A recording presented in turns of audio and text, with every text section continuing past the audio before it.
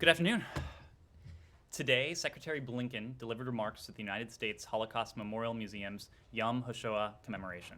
If you haven't already seen it, the video is posted on the Secretary's Twitter account and on our website, state.gov. The Secretary's words on this solemn occasion were powerful, and they underlined why remembrance is so vital. He said in that message, "We remember to honor the lives of the 6 million Jews, as well as the Roma, the Sinti, the Slavs, disabled persons, LGBTQ plus individuals, and many others who were murdered by the Nazis and their collaborators. We remember to recognize the innate dignity of those killed and those who survived, something their killers sought to strip away with each dehumanizing act. We remember that before these people were victims, they were girls and boys, they were women and men, with distinct lives, distinct hopes. And we remember not only what happened, but also how it was allowed to happen. We remember to look at the institutions and societies we're a part of and to understand better what they do and what they did not do. We remember to learn, and we learn so that we do not repeat. Never again." Next, today the United States government, through USAID, announced more than $152 million in additional humanitarian assistance to help the people affected by the crisis in Ethiopia's Tigray region. This announcement of additional funding brings the total U.S. humanitarian assistance for the Tigray response to $305 million since the crisis began in fiscal year 2020. This new assistance will provide life-saving food, water, medical and health support, shelter, and protection for the most vulnerable. And that includes support for women and girls, case management for survivors of gender-based violence, training for social workers and community caseworkers, and programs to reunite children separated from their families. With this funding, USAID will provide more than 148,000 metric tons of urgently needed food assistance, including wheat, yellow split peas, vegetable oil, and specialized nutritious foods. In total, USAID has now provided more than 206,000 metric tons of food, enough to feed 4 million people for nearly 3 months. We also must take this opportunity to raise that as more information comes to light regarding the scope of human rights violations, abuses, and atrocities, assistance and protection of the most vulnerable is more important than ever. Finally, in keeping with the Department of State's commitment to facilitate legitimate travel to the United States, Secretary Blinken determined today that it is in the national interest to exempt all immigrant and fiancé visa applicants from the regional travel restrictions currently in effect due to the COVID-19 pandemic. Beginning today, immigrant and fiancé visa applicants in a country affected by a geographic COVID-19 visa restriction who believe they may fall under these exceptions should check the website of the nearest U.S. embassy or consulate to determine their next steps. As the global situation evolves, the department continues to seek ways to process visa applications around the world, in keeping with guidance from health authorities and with the U.S. travel restrictions currently in place. So with that, Matt, Right. yeah. Thanks. Just on that last one, these people still, if they're going to come, still need to be negative, right? That's right. This does not change any of the restrictions and guidelines that are in place when it comes to COVID. Secondly, on your remarks about the Holocaust Remembrance Day and Secretary Blinken's speech or his comments to the Holocaust Museum, it was quite a mea culpa, right? Singling out one specific former State Department employee by name for not doing, or in fact, apparently contributing to the Holocaust, and also mentioning that the rest of the department, or a lot of the rest of the department, with some exceptions, did the same thing or didn't do enough of anything. When you look at that and the whole idea of never again, and China and Xinjiang, are you confident that a future Secretary of State is not going to have to make the same kind of confession, I'll say, but it's not really a confession? Does this make the same kind of comments 70 years from now? Matt, I think what Secretary Blinken said in that note is a sentiment he has reflected any number of times in any number of public fora, both in his time in this role and his limited time in this role, but of course long before it. It is something, that sentiment, never again. It is something that is not only meaningful for him, it is personal for him. As you know, his family story, the values, the spirit of this country that is imbued within him as a result of that story, that heritage, I think is something he feels very personally every day across every realm. It is precisely why he has spoken so passionately about human rights violations, abuses, atrocities that are taking place around the world. He, as you alluded to, has spoken to it in the context of Xinjiang. He has spoken to it of repression in other parts of the world. He spoke to it in the context of Tigray during his recent appearance on the Hill as well. But it's not just words. This secretary is committed to the fact that in both word and in deed, this department and this administration and this government will stand up to human rights abuses. We will do what we can, cognizant of this idea of acting confidently, but also with humility, the two flip sides of the coin that Secretary Blinken often refers to do what we can and as much as we can, oftentimes in concert with our allies and partners, to stand up to these atrocities that have no place in the 21st century, have no place in 2021, but yet horrendously continue to be perpetrated today. So you're confident that in 75, 100 years from now, a future Secretary of State is not going to have to or not feel compelled to make the same kind of statements that he did? I am confident, Matt, that during the 30s. I am confident, Matt, that this Secretary of State, this department, this administration will continue to be clear-eyed and speak with a clear voice when it comes to human rights violations. Just on extremely briefly on Afghanistan. This conference in Turkey is supposed to be happening. Is it correct that it's happening on the 16th? And is someone other than Zal going to be there? What do you expect to come out? Well, I'm going to allow the hosts of this conference to speak to the details of it. What I can say is that planning is underway for a conference in Istanbul to accelerate the peace process.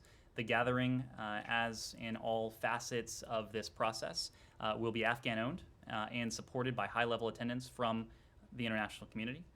Building on recent international meetings in support of the peace process, this upcoming conference, it's meant to help Afghan negotiators to make progress in their negotiations, and will complement the peace talks that are currently ongoing in Doha. Of course, Ambassador Khalilzad remains in Doha. He continues to engage with the parties on this very task, helping the parties, supporting the parties in this Afghan-led, Afghan-owned process to reach political settlement and comprehensive ceasefire. We are working with our Turkish counterparts and the Afghan parties to prepare for constructive participation in this conference.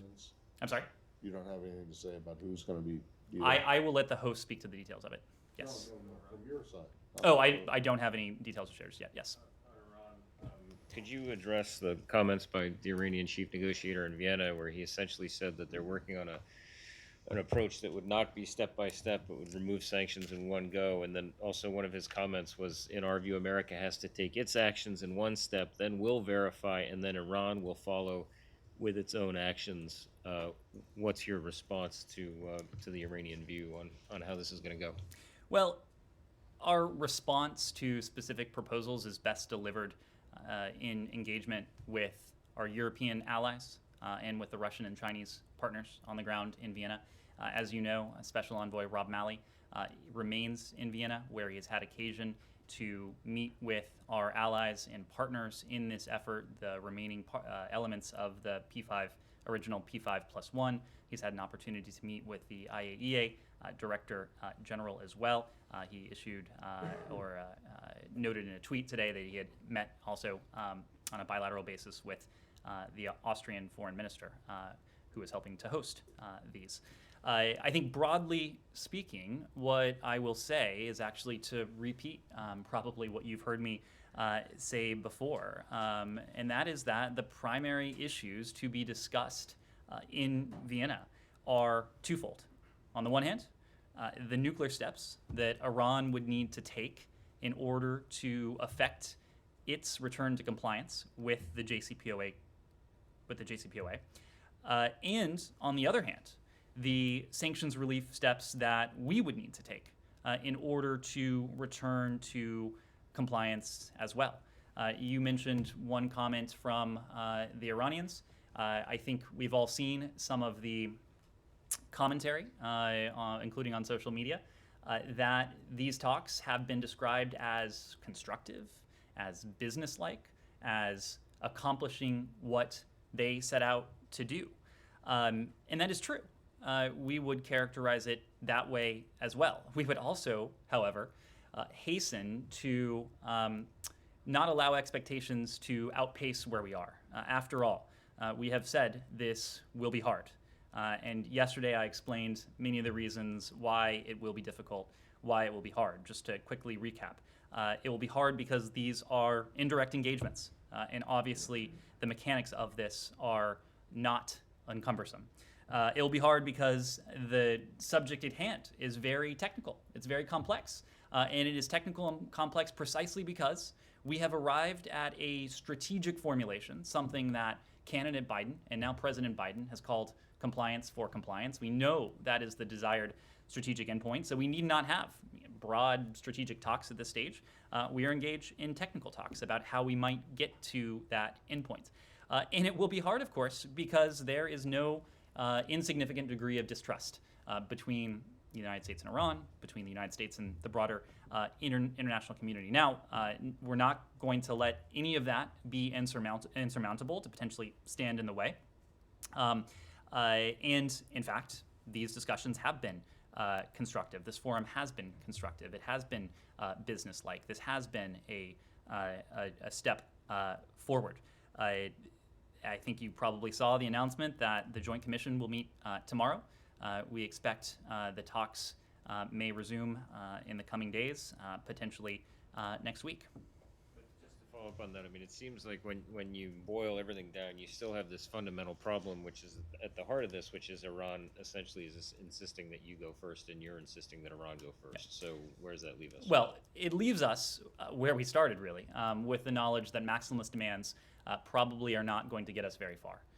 But problems are addressed in most cases, in almost all cases, we would hope in all cases, with diplomacy. This is precisely why Rob Malley is in Vienna, because this is a challenge. This is a problem. We started from very different places. And his job on the ground, with the support of a team there and a team here, is to determine if we can move slightly closer, if consistent with our principled diplomacy, consistent with what's in our interests, and that is principally an Iran that is permanently and verifiably prevented from obtaining a nuclear weapon. If the two parties can move closer together and we can arrive at an arrangement that would allow for the United States to resume compliance with the deal and Iran to do so. Iran to again be subject to the strictest verification and monitoring regime ever negotiated. Sorry, last thing. So is it, I know you had an extensive back and forth with Matt and others about this the last couple of days, but is it your expectation that if there is a deal that you would see not only the nuclear sanctions relieved, but then also the terrorism sanctions, the designations on the central bank and things like that? Well, when it comes to the two tasks, the Iranians have a task, and that is to determine if and how they might return to compliance with the nuclear deal, to return to compliance with the strictest verification and monitoring regime ever negotiated. Our task, if it gets there, is to determine how we might resume compliance with our commitments under the JCPOA. And if we get there, which of course remains an if, we have said that we are prepared to take the necessary steps to return to compliance with the JCPOA. And that would include lifting sanctions that are inconsistent with the JCPOA. The dynamics of that, the mechanics of that, is precisely what Rob and others are discussing right now with our European allies and our Russian and Chinese partners in this endeavor, and that we may have occasion down the road to discuss with the Iranians, but obviously we're not there yet. But that still leaves open the question of whether you guys think the terrorism sanctions, ballistic missile sanctions, human rights sanctions are inconsistent with the JCPOA. Do you think that they are? We believe that Iran's ballistic missile program, that Iran's violation of that Iran's human rights abuses, that Iran's support for malign proxies, Iran's support for terrorism, we believe all of those things pose a profound challenge to us as well as to our regional partners. That is why we will continue, including through sanctions, to push back on those issues. Why couldn't you have said this like yesterday or the I day did. before? I did. I No, absolutely you did. didn't. You left it open. And it's crazy. I mean, you said I'm not going to characterize whether we think the FDO designation on the IRGC. Well, I didn't. I'm not characterizing specific sanctions. Again, this is why we have a negotiator in Vienna and a team in Vienna to speak to the specifics of this. The point I'm making is precisely the same point I made yesterday, perhaps inartfully, but the same point I tried to make yesterday, namely that when it comes to Iran's nefarious activities, support for terrorism, its human rights abuses, its ballistic missile program, its support for proxies, we will continue to push back on that. Sanctions will continue to be important tools for doing that. Just one more thing on that. Is Rob Malley staying in Vienna next week? I expect Rob will be returning to the United States as these talks break for the weekend. I don't have any details to provide just yet on any return travel. And who did he meet with while he was there? He had an opportunity to meet with the IAEA Director General. He had an opportunity to meet with his not his Austrian counterpart, but the Austrian Foreign Minister. He had an opportunity to meet with representatives of the P5+1. Yes. Different topic. Yep. Northern Ireland. Yep. I know Jen spoke to this a little bit a moment ago. How concerned are you with what we've seen in recent days with the violence in Northern Ireland? And does the administration have any plans diplomatically on this, such as the appointment of a special envoy in Northern Ireland again? Well, we are deeply concerned by the violence in Northern Ireland, and we join the British, the Irish, and the Northern Irish leaders in their calls for calm. We remain, as you have heard us say before, steadfast supporters of a secure and prosperous Northern Ireland in which all communities have a voice and all communities enjoy the gains of a hard-won peace. This is something that the President has spoken to quite passionately in the past. We welcome the provisions in both the EU-UK Trade and Cooperation Agreement and the Northern Ireland Protocol, which help to protect the gains of the Belfast and the Good Friday agreements. As the United Kingdom and the EU implement Brexit-related provisions, this administration encourages them to prioritize political and economic stability in Northern Ireland. As I said before, President Biden has been unequivocal in his support for the Belfast and Good Friday Agreement, which was an historic achievement. We believe that we must protect it, and we believe that we must ensure it doesn't become a casualty of Brexit. When it comes to personnel moves on our side, I don't have anything to preview or to forecast, but suffice it to say that we are our partners in Northern Ireland, in the UK. I'm sorry, in the UK, in Ireland. Northern Ireland, of course, they are close friends. We, of course, are willing and ready to support them. Pursue one part. You said it should become a casualty of Brexit. Is it the view of this administration that these problems could have been avoided had Brexit not occurred? Well, this administration wants to see a strong UK and a strong EU. I'm not going to go back and litigate the past. Andrea? Can I follow on that and then ask a question about Afghanistan? What is the status of any bilateral trade talks with the UK in light of what's happening with Northern Ireland? Well, this president has been very clear about where he stands when it comes to trade agreements. He believes that we must first invest in ourselves. He believes that we must first take stock of where we are, what we can do here at home, because he knows Secretary Blinken knows that in many ways, and I believe Jake Sullivan often uses this phrase, that domestic policy is foreign policy and foreign policy is domestic policy. We know that our vitality here at home is our vitality on the world stage. It is a key source of strength, and we've spoken to that domestic vitality is a source of strength vis-a-vis any challenge we face, whether it is a nation state, whether it is a non-state threat, but across the board. And so that is why this administration is first and foremost focused on investing in ourselves before we then go back and take a look at free trade agreements, whether it's in the context of Europe, whether it's in the context of Asia, whether it's in any other context. Well, that raises the question as to whether the administration does not believe that free trade agreements lead to vitality here, that they are, a win-win. This administration believes in deep economic cooperation that is guided by what's in our economic interests and that's consistent with our values.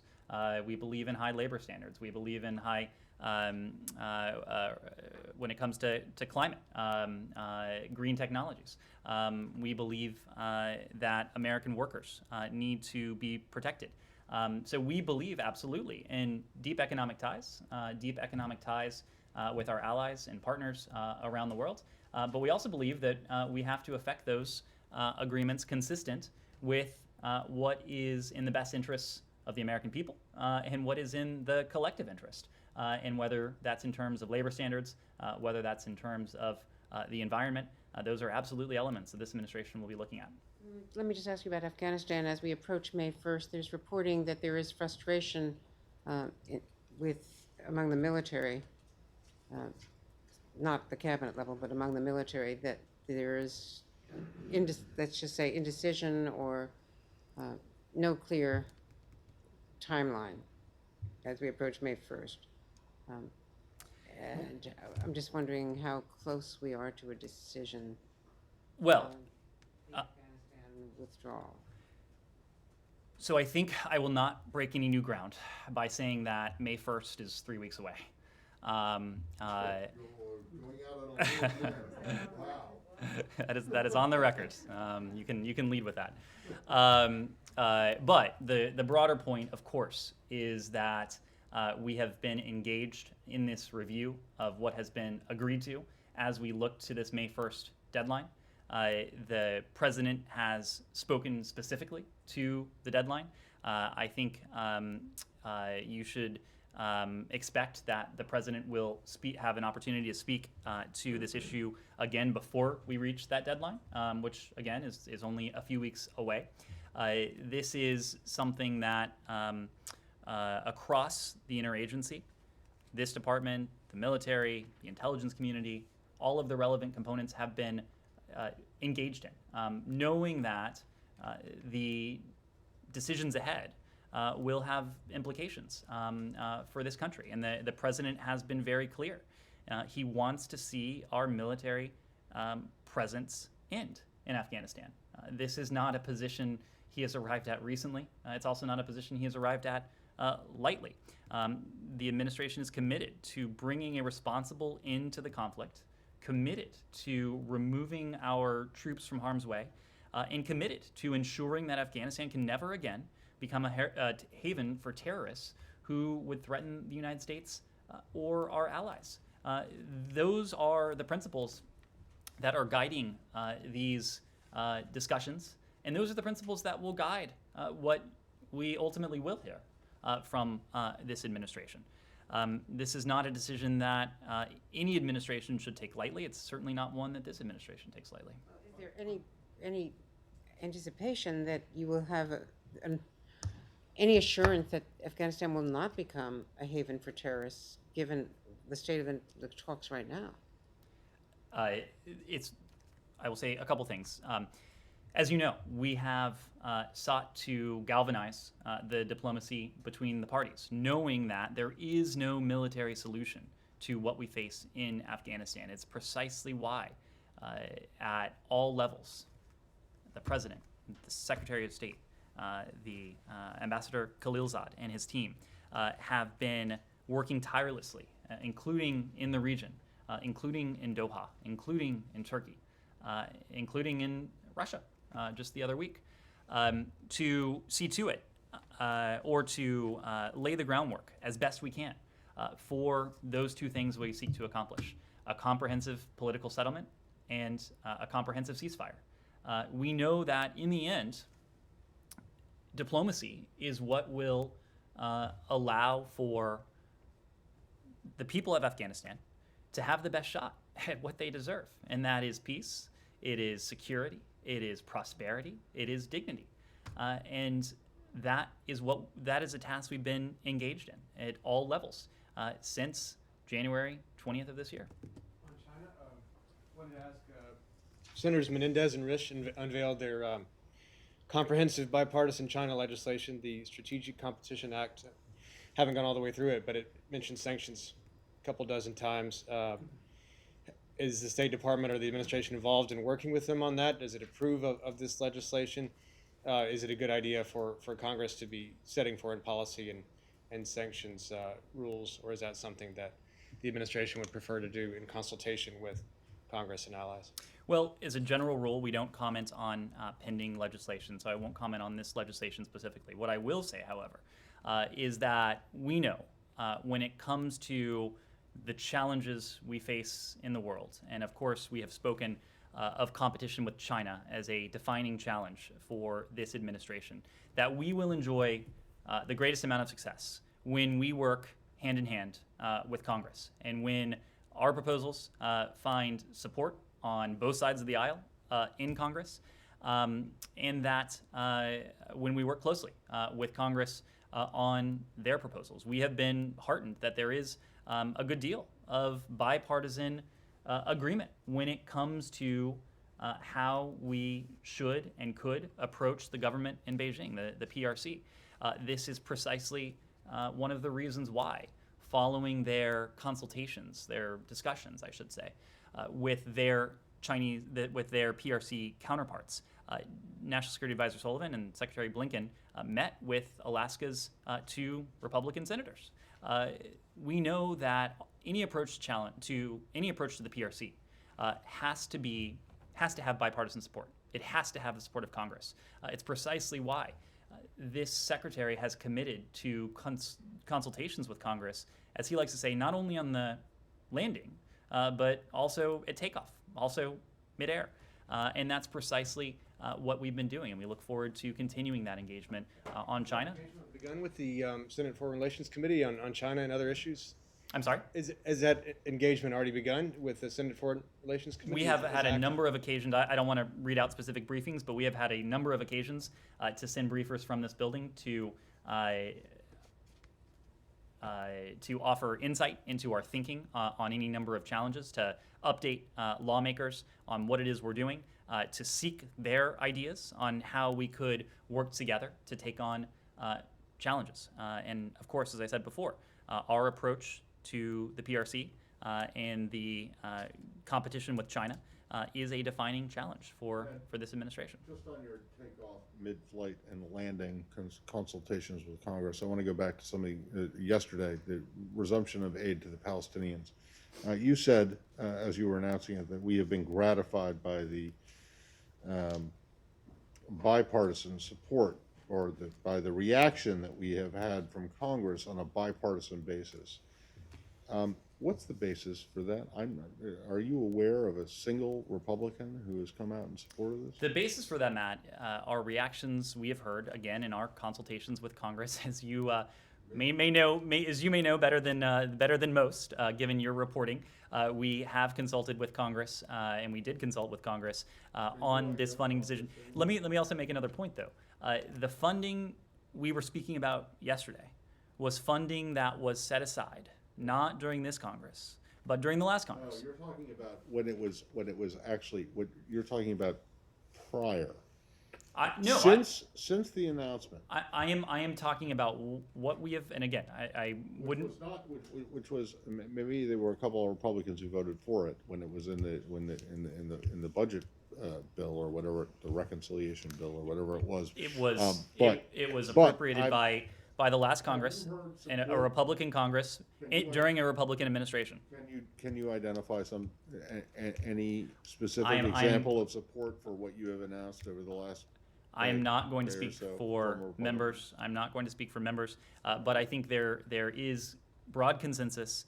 There is consensus certainly that supporting a two-state solution is consistent with our values. It's consistent with our interests. That supporting the humanitarian needs of the Palestinian people. It's consistent with our values. It's consistent with our interests in supporting the security and providing the security assistance, which in turn redounds positively on the security of our ally Israel. That's far different than claiming to have bipartisan support for specific assistance that many, not just Republicans, but also Democrats, think may violate the law. And I think So I'm just curious, when you say that you have bipartisan support for this, you're referring to the passage which was contested of the previous budget and not the announcement yesterday.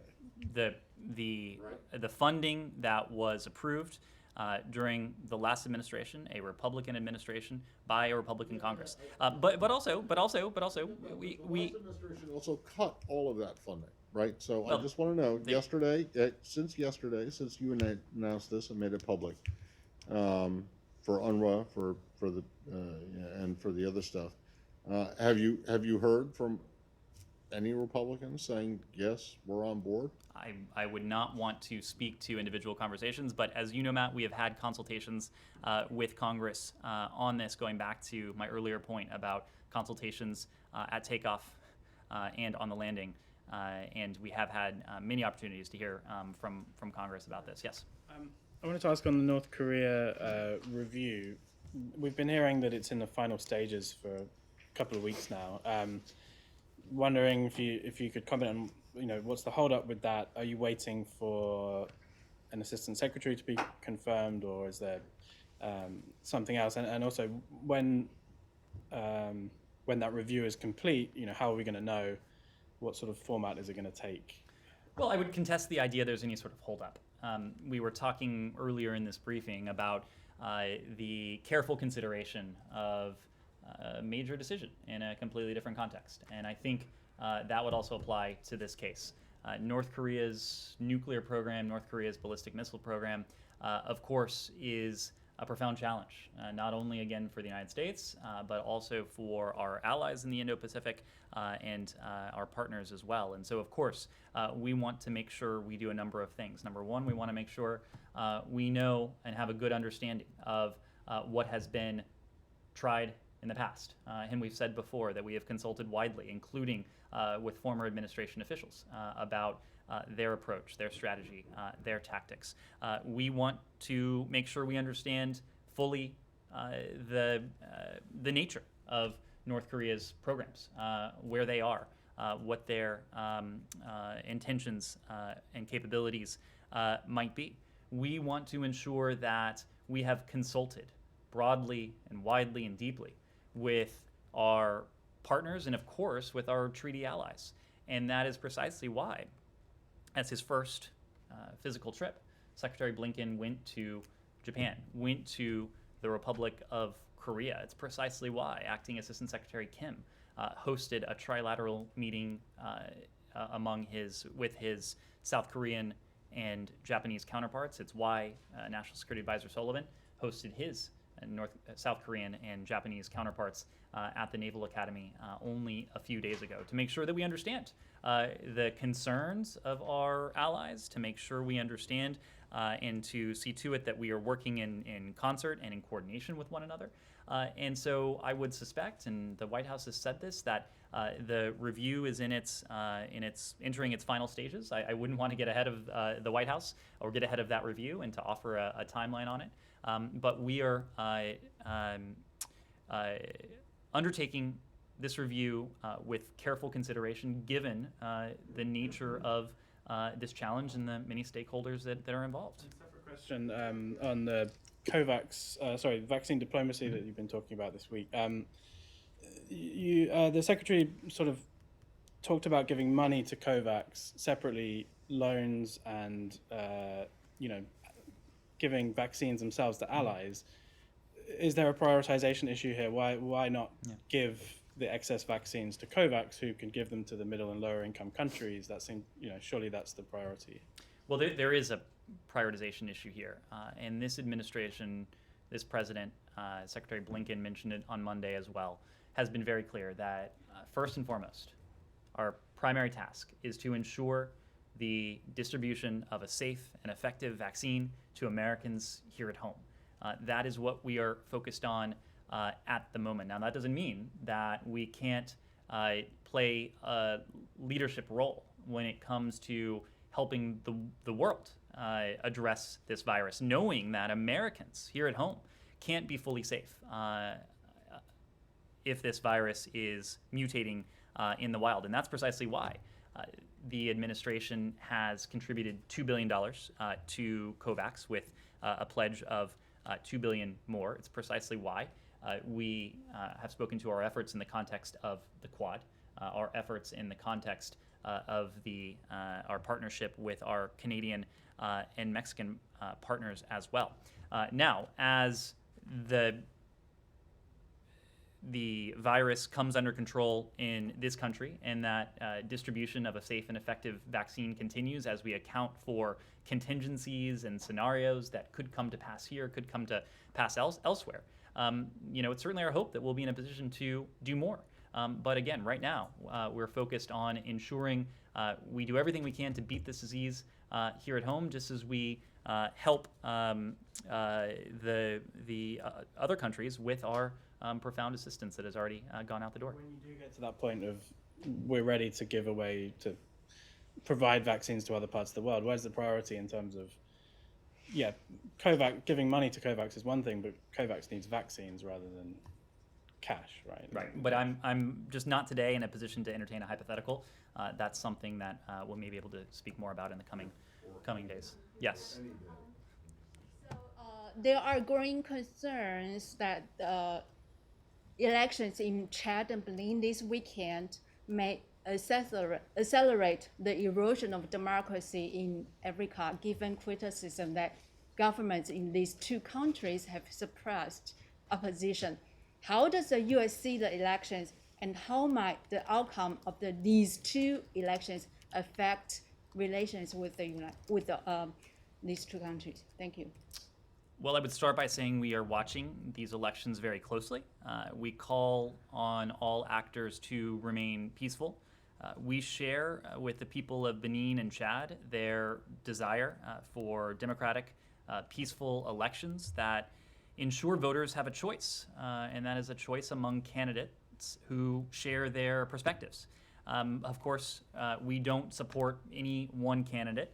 What we do support is a credible democratic process itself. That is true in Chad and Benin. That is true around the world. We further underscore the importance of protecting freedoms of assembly and expression, including opinions about any candidate or political party online and in the media. We urge all parties to express their perspectives peacefully, and we urge the electoral institutions and courts overseeing these processes and verifying these results to ensure these elections are conducted freely, fairly, and transparently, and we'll be watching in the days ahead. Sorry, if I may just follow a quick question. Opposition and civil society groups in Chad have said that Western countries, including the United States, have overlooked the human rights abuse in Chad because of the President Déby's role in the fight against terrorism in the Sahel region. Would you like to comment on such allegation? I would make two broad points. Number one is that security engagement with Chad and across the African continent, for that matter, keeps Americans safe and it keeps our African partners safe. I would also add that respect for human rights and fundamental freedoms is a pillar of our foreign policy, and we've had an opportunity to speak about that in this briefing room in recent days. So we will certainly take a holistic approach to security challenges, ensuring that our security assistance and approaches to governance are mutually reinforcing and sufficiently comprehensive as well. We continuously work closely with our partners at DoD, the intelligence community, and other stakeholders to review all of our overseas deployments, including in Africa, to ensure they are the right size, to ensure that they are protecting and promoting human rights, and to assist our partners on a comprehensive basis in confronting the threats they pose from terrorists and other violent extremist organizations. Rosalind, go ahead. I wanted to go back to the Ethiopia announcement. $152 million is a sizable amount of money.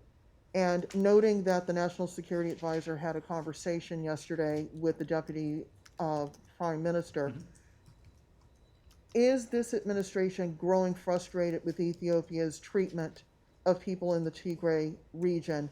What pressure is the administration putting on the Ethiopian government to stop committing human rights violations? And finally, is this administration worried that there may be actions verging on genocide happening in Tigray?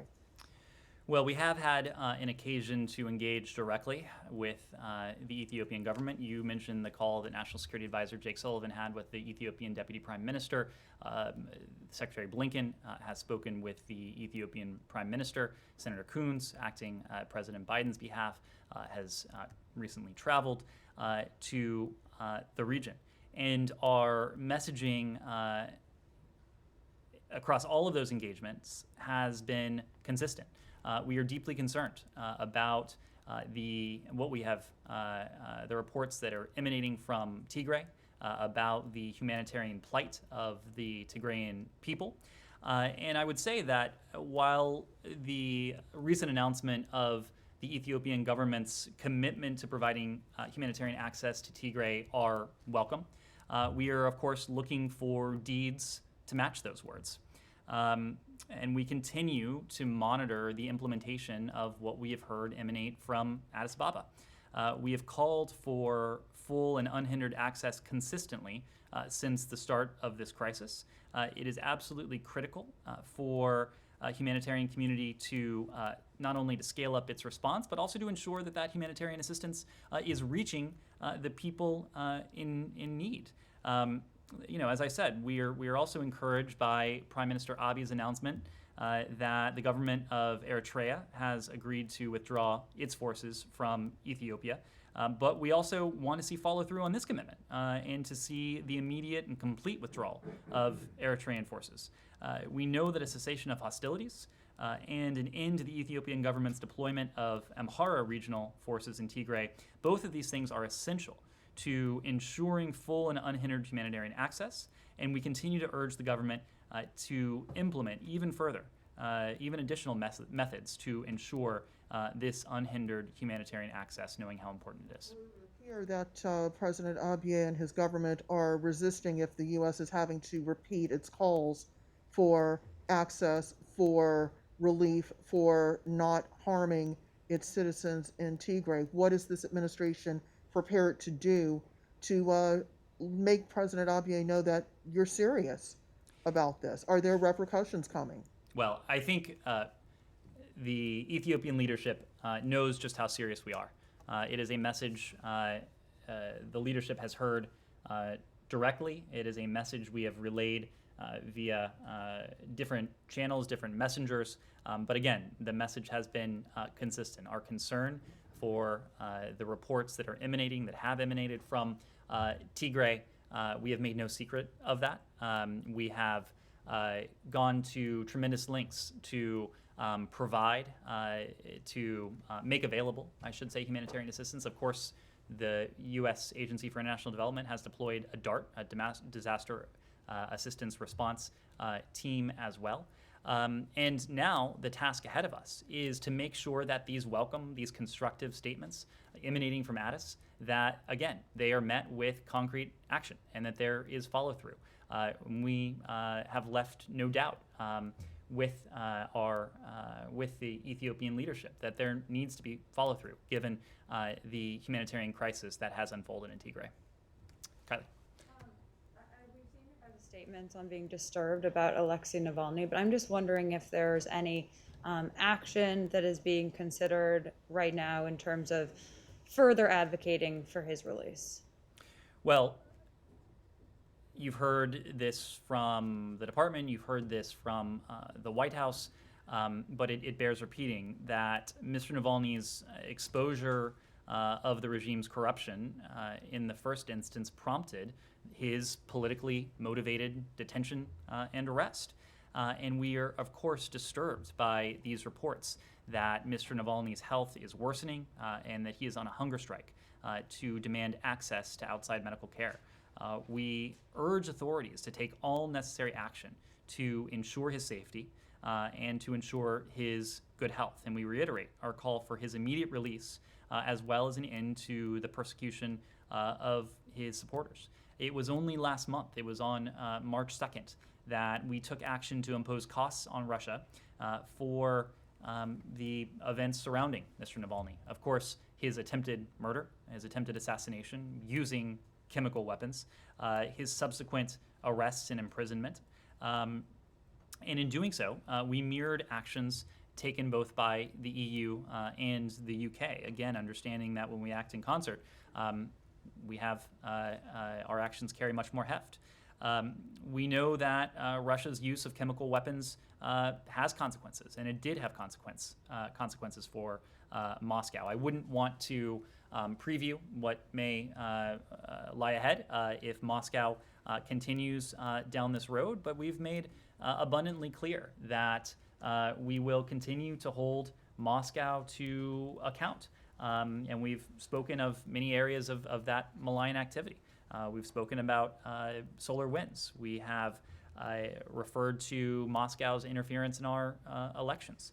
We have spoken to Mr. Navalny, his attempted assassination, his arrest, his continued detention, the repression of his supporters, and of course the reports of bounties on the heads of American soldiers in Afghanistan. Moscow is, or at least should be, under no illusion that we do intend to hold Russia to account for these actions. We can and we will, just as we seek, more broadly, a relationship that is stable and a relationship that is predictable. Up until now, it has been the Russian government, the Kremlin, that has injected that instability into the relationship, including through these malign activities. That may be an indication that we have gone on for too long, and unfortunately I do have to run to a meeting. Very quick question. We hold Russia accountable. We've been waiting for the other shoe to drop. President Biden has made very clear that Russia will be held to account. President Biden is a man of his word, and I think you will have another reminder of that. Thank you. Thank you.